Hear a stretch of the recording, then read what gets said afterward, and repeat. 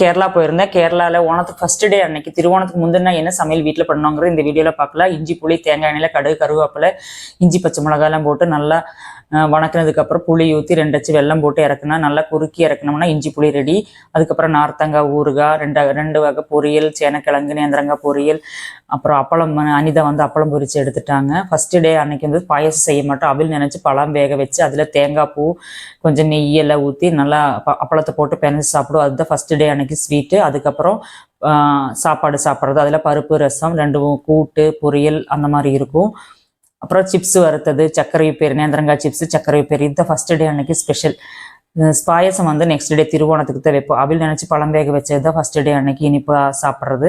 அதுக்கப்புறம் சாப்பாடு சாப்பிட்றது, வாசலில் பூ போடுறது, அத்தை பூ போடுறது, அதுக்கப்புறம் சமையல் பண்ணுறது, இதெல்லாமே நாங்கள் எல்லாருமே ஒரே பிஸியாக இருப்போம். அதுக்கப்புறம் சாப்பிட்றது, குளிச்சு புது துணி போடுறது, இதெல்லாம் தான் ஓணம் ஸ்பெஷல். இந்த வீடியோ உங்களுக்கு பிடிச்சிருந்தா சேனல் சப்ஸ்கிரைப் பண்ணுங்கள்.